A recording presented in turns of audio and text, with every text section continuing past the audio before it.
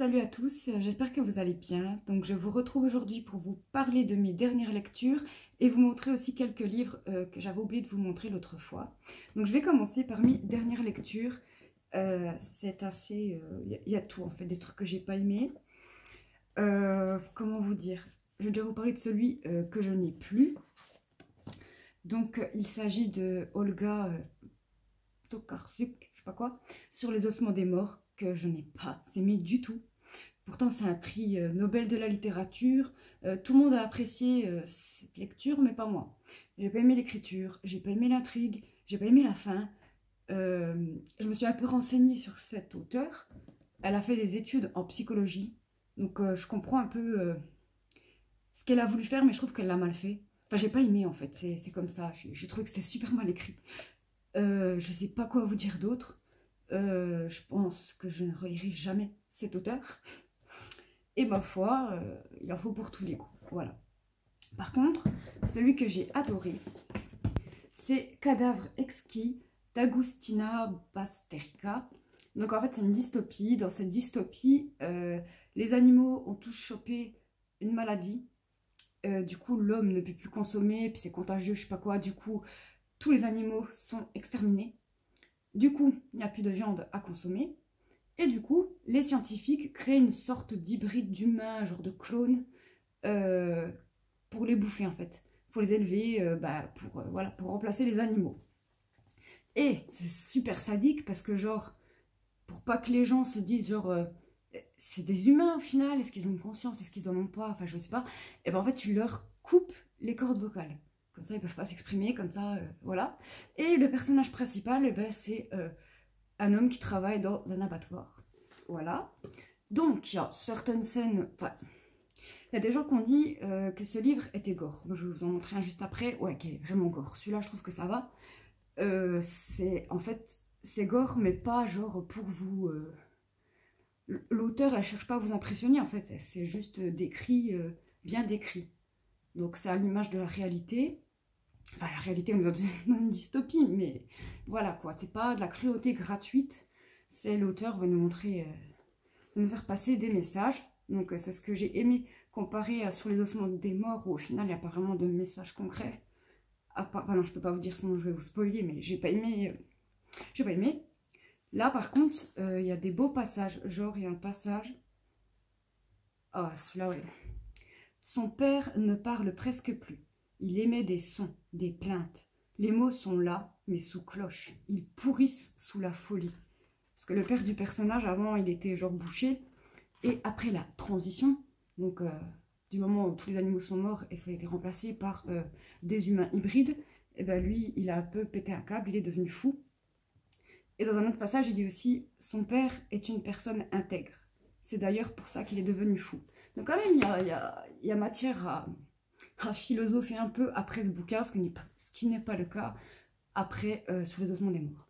Donc je le conseille à tout le monde, franchement. Je pense que dans 10 ans, on en reparlera de ce bouquin. Il va pas passer aux oubliettes, comme Sur les ossements des morts. Oh, j'ai un souci avec ce bouquin, je crois, mais je pensais que j'allais kiffer. Tout était fait pour que je kiffe. Hein, et au final, voilà. Bref. Donc celui-là, je vous le conseille à 1000%. Alors, celui-là, je peux en parler tout de suite. Dostoïevski, Le Joueur. C'est pas mal. J'ai préféré la plume de Dostoïevski à celle de Tchekhov. C'est quand même long. Genre, l'intrigue est longue, il se passe pas grand chose, comme Tchekhov, mais il se passe un peu plus de choses avec Dostoïevski. Donc, le joueur, en fait, l'intrigue commence où un personnage qui est amoureux d'une femme va aller jouer à la roulette de l'argent parce que la femme qu'il aime lui a demandé.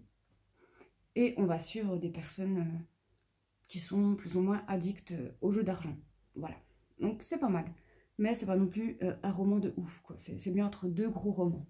Voilà.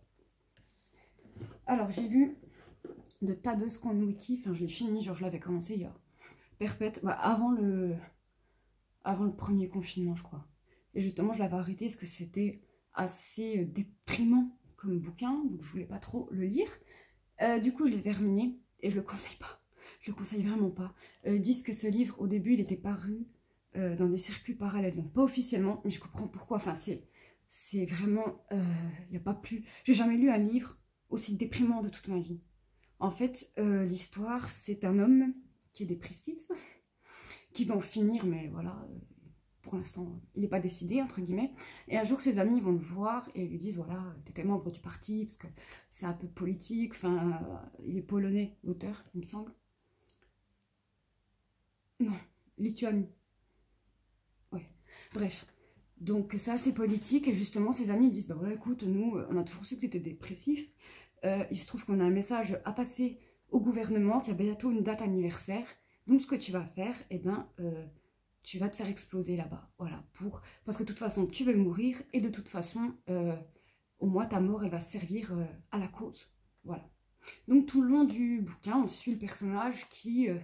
au départ, il est assez opposé à l'idée, après, il sait pas trop, et au final, on sait pas trop ce qu'il va faire. Du coup, je le sais, je l'ai lu, et je peux vous dire que ce passage, il a beaucoup... ce roman a beaucoup de passages beaux, mais vraiment déprimants. Vraiment, je vous le conseille pas. Surtout pas en cette période.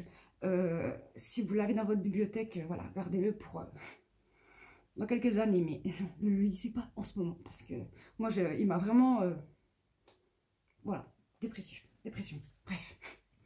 Et le dernier que j'ai lu, mais en fait, je l'ai lu jusqu'à la moitié, et après j'ai continué en linéaire, voilà, en sautant quelques passages, parce qu'en fait, le problème de ce bouquin, American Psycho de Bret Easton Ellis, il est bien, enfin non, il n'est pas bien, enfin bref, je vous dirai ça après, mais qu'est-ce que c'est long, tout ça pour ça, tellement de descriptions des vêtements des personnages, haute couture, certes, c'est bien, c'est intéressant si t'en fais une fois de temps en temps, mais là, c'est dès qu'il y a une scène avec un nouveau lieu, il faut que l'auteur décrive de la tête aux pieds comment sont fringués les personnages.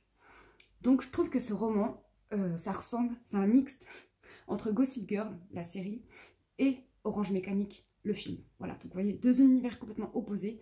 Il se trouve que le personnage principal, Patrick, au fil du roman, se rend compte que c'est un sociopathe, dès le début bien sûr, et surtout un psychopathe, un tueur en série. Voilà, il y a des passages ultra violents, ultra dégueulasses. Encore, moi ça passe parce que ça passe. Excusez-moi, c'est mon gars qui joue à la console. Et par contre, ce qui passe pas, c'est les descriptions. Les descriptions, il ne se passe rien. Un peu comme Donatart. Donatart. Je sais plus le titre. Où il se passe pas grand-chose, Mais au final, c'est super intéressant parce que, je sais pas, c'est l'ambiance. Mais là, je me suis fait chier. Et puis je me dis tout ça pour ça. Au final, si je veux lire des bouquins sur les psychopathes, il y a plein d'essais super intéressants. Enfin, il y a plein d'autres bouquins. Pourquoi lire ça, quoi? Donc je l'ai abandonné. Enfin, je l'ai pas abandonné. Voilà, en finissant, voilà, quand je voyais des protagonistes intéressants, je lisais. Si je voyais des scènes intéressantes, même violentes, je lisais. Mais au final, j'ai pas du tout envie de lire d'autres bouquins de lui. D'ailleurs, j'en ai deux devant moi que je vais vendre parce que plus jamais. Non, je le conseille pas. Enfin, après, si vous l'aimez, il y a vous pour tout le monde. Voilà.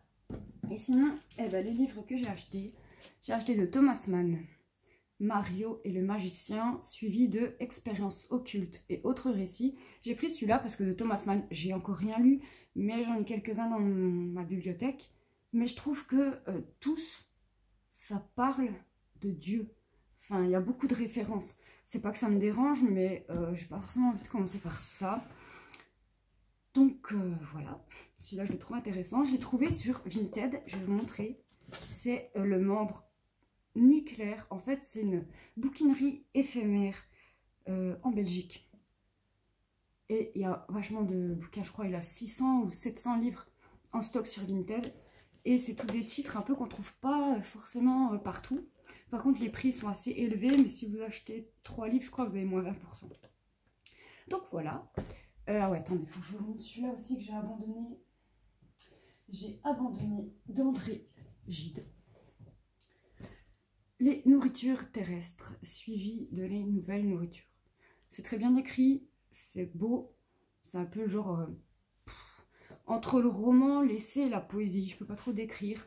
C'est une ode à la ferveur, Nathanaël. Donc c'est très beau, mais je pense que je suis pas la cible. Voilà, je l'ai lu, je fais ok, c'est magnifique, mais c'est pas pour moi. Donc voilà, mais très beau, très bon bouquin. Voilà, si vous aimez Gide, je pense que ça peut vous plaire. Moi, Gîte, pour l'instant, je sais pas trop. Voilà. Et oui, donc je voulais vous montrer aussi, j'ai trouvé de Stevenson. Vous allez dire, ouh, mais que c'est joyeux tes livres en ce moment. Oui, j'avoue. Le Club des suicidaires. Comme vous, nous sommes las de la vie et déterminés à mourir. Tôt ou tard, dans la solitude ou ensemble, nous avons l'intention de débusquer la mort au fond de son antre. Puisque nous vous avons rencontré et que votre situation est plus pressante encore, faisons-le ce soir. Je ne sais pas trop à quoi m'attendre, si ce n'est à... Voilà, bref. Et ensuite, celui-là, j'ai été étonnée de le trouver, c'est pour ça que j'ai pas hésité. Donc, c'est un essai sur Madame de Récamier et Madame de Staël. Madame de Récamier, j'ai un tableau d'elle, je la kiffe, je la trouve trop intrigante, tu vois, ça avait l'air d'être une personne très malicieuse, enfin bref.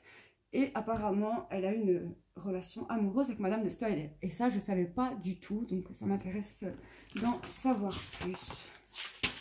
Oh, elle a un petit bouquin avec, je vous montrerai plus à quoi elle ressemble, Madame de Récamier. Voilà, et le dernier que j'avais oublié de vous montrer l'autre fois, et c'est pas un petit bouquin, c'est Édition Taschen de la bibliothèque de l'ésotérisme Tarot. Donc déjà ça je déteste, je trouve la couverture trop colorée, trop futuriste, mais de l'autre côté j'aime mieux. En fait c'est une nouvelle collection, je savais pas. Ils ont fait une nouvelle collection sur l'ésotérisme, celui-là c'est le numéro 1. Et là ils ont publié récemment le tome 2 qui est l'astrologie.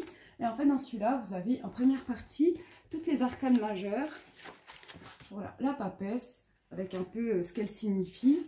Et ensuite vous avez tous les artistes qui ont travaillé sur la symbolique de cet arcane, qui ont essayé de, voilà, de faire autre chose, de la montrer peut-être différemment. Donc je trouve ça magnifique. Je suis trop contente de ce bouquin. Après il y a aussi les arcanes mineurs bien sûr.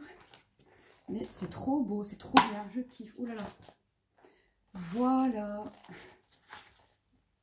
Donc c'est tout ce que j'avais à vous montrer pour cette vidéo. J'espère que ça vous a plu. N'hésitez pas à me dire ce que vous lisez en ce moment. Et puis je vous retrouve bientôt. Tchuss.